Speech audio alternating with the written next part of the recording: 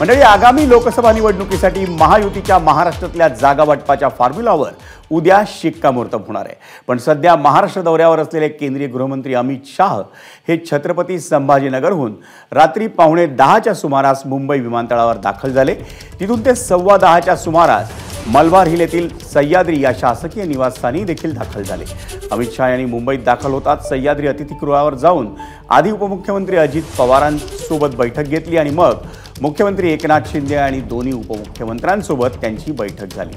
आगामी लोकसभा निवडणुकीत अजित पवारांची राष्ट्रवादी काँग्रेस महाराष्ट्रात कोणत्या जागा लढवण्यासाठी उत्सुक आहे याची माहिती अमित शहांना देण्यात आली आहे। आज रात्रीच्या बैठकांनंतर अमित शाह हे महायुतीच्या नेत्यांसोबत उद्या बैठक घेतील आणि त्या बैठकीत महायुतीच्या लोकसभा निवडणुकीसाठीच्या जागा वाटपाच्या फॉर्म्युलावर शिक्कामोर्तब होईल अशी सूत्रांची माहिती आहे।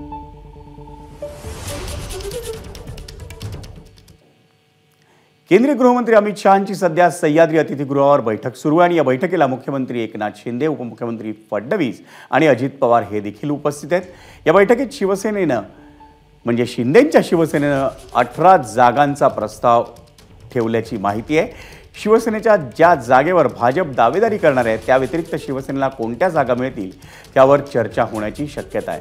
तर दुसरीकडे भाजप 32 जागा लढवण्याबाबत ठाम आहे असंही कळतंय आणि त्यामुळं अमित शाह महायुतीचा नेमका कोणता फॉर्म्युला ठरवतात याकडे सर्वांचंच लक्ष लागलंय।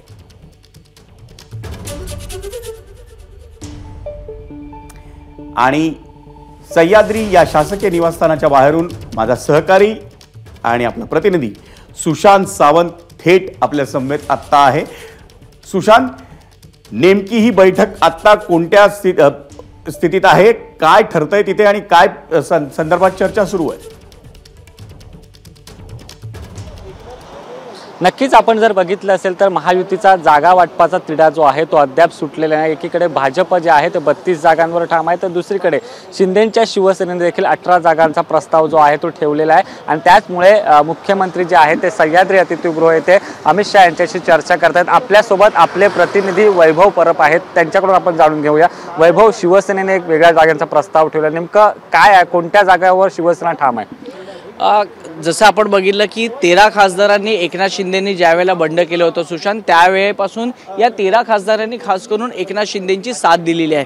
आता त्या 13 खासदारांना त्यांचं भविष्य हे एकनाथ शिंदेंच्या हातात आहे। आता ज्या पद्धतीने आपण चर्चा पाहतो की शिवसेनेला 12 जागा दिल्या जाणार, काही उमेदवार बदलले जाणार, काही ज्या ठिकाणी शिवसेनेचे उमेदवार त्या ठिकाणी भाजपचे उमेदवार देतात। आता ही सगळी जबाबदारी आहे, जसं मोदी गॅरंटी म्हटलं जातं तसं महाराष्ट्रामध्ये एकनाथ शिंदेंचे खासदार म्हणतात की एकनाथ शिंदेंची गॅरंटी आहे। त्यामुळे ह्या 13 खासदारांना सेटल करणं हे खरं तर एकनाथ शिंदेंचं काम आहे, त्यामुळे त्या अर्थानं ते सुरुवात करणार आहेत। आता उरली गोष्ट पक्ष वाढवण्याची।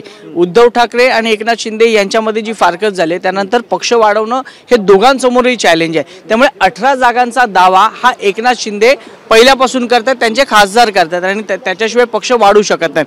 आता त्याच्यामध्ये प्रामुख्याने जर बघितलं तर रस्सीखेच कुठे सुरू आहेत तर सिंधुदुर्ग, रत्नागिरी आणि ठाणे या मतदारसंघामध्ये, म्हणजे त्या 13 आणि ह्या 2 जागा म्हणजे 18 वरनं सुरुवात केली सुशांत तर साधारणतः 15 जागा पदरात पडू शकतात। अशा प्रकारची स्ट्रॅटेजी ही शिवसेनेची आपल्याला पाहायला मिळते। मग आता ह्या 15 जागा पदरात पडतील का? सर्वे काय म्हणतोय, महायुती म्हणून जर लढायचं झालं तर महायुतीमध्ये त्या ठिकाणी म्हणजे जसं राणे आणि विरुद्ध सामंत हा जर वाद पाहिला तर जर किरण सामंतांना शिवसेनेने तिकीट दिलं तर राणे कुटुंबीय त्यांना मदत करतील का, हा इकडे प्रश्न आहे। दुसरीकडे ठाण्यामध्ये राजन विचारे हे उद्धव ठाकरे यांचे निष्ठावंत शिवसैनिक मानले जातात। आता तिकडे एकनाथ शिंदेंचे कोण कार्यकर्ते असतात, नेते असू शकतात, उमेदवार, यावर अद्याप शिक्कामोर्तब झालेलं नाही। रवींद्र फाटक आहेत, नरेश मस्के आहेत, अशी विविध नावं समोर येतात। भाजपनं देखील आपली तयारी आहे ती ठाण्यामध्ये करायला सुरुवात केलेली आहे, कारण का ठाणे हा एक गड मानला जातो आणि ठाण्यावर कब्जा म्हणजे मुंबई, ठाणे, नाशिक, पालघर असे पॅच जर आपण बघितले विभाग तर प्रत्येक ठिकाणी भाजपनं आपलं कॅल्क्युलेशन केलेलं आहे। मग अशा परिस्थितीमध्ये नेमकं काय आपल्या पदरात पाडून घ्यायचं आणि कसं पाडून घ्यायचं, कारण का मिशन 45 जर सक्सेस करायचं आहे तर काही ठिकाणी शिवसेनेला ही तडजोड करावी लागेल। आता ही तडजोड करणं हे एकनाथ शिंदेंना शक्य आहे का, आणि जर एकनाथ शिंदेंनी तडजोड केली तर त्यांच्या सध्याच्या खासदारांचं काय होणार हा प्रश्न उपस्थित राहतो। नक्कीच वैभव, आपण जर बघितलं असेल तर मुंबईतील देखील महत्त्वाच्या जागा आहेत. भाजप एकीकडे म्हणत आहे की आम्हाला मुंबईत 4 जागा लढायच्या, तर दुसरीकडे शिवसेनेला 2 जागा लढायच्या आहेत. नेमकं कसा असेल हा फॉर्म्युला? 4-2 होईल की त्यामध्ये आणखी काय बदल होईल? खरं तर एक जागा जवळपास गेल्यातच जमा आहे दक्षिण मुंबईची, ज्या जागेसाठी मिलिंद देवरा यांना पक्षाने घेतलं होतं, परंतु राज्यसभा त्यांच्यावर शिक्कामोर्तब झालं आणि राहुल नार्वेकर जे भाजपचे आमदार आहेत, विधानसभेचे अध्यक्ष आहेत, त्यांनी सुरुवात केलेली आहे. वरळी, शिवडी, भायखळा, माझगाव या सर्व ठिकाणी त्यांनी तयारी केलेली आहे. त्यामुळे इतर ज्या गोष्टी आहेत त्या देखील शिवसेना दावा करू शकते. सुशील, आपण विजय सर जर बघितलं असेल तर मॅरेथॉन चर्चा सुरू आहे. मुख्यमंत्री जे आहेत ते गृहमंत्र्यांशी बोलत आहेत. दोन्ही उपमुख्यमंत्री जरी गेलेले असले तरी मुख्यमंत्री ते गृहमंत्र्यांशी चर्चा करते. आता नेमका चर्चेनंतर तोडगा काय निघतो ते देखील पाहणं तितकंच महत्त्वाचं ठरणार आहे.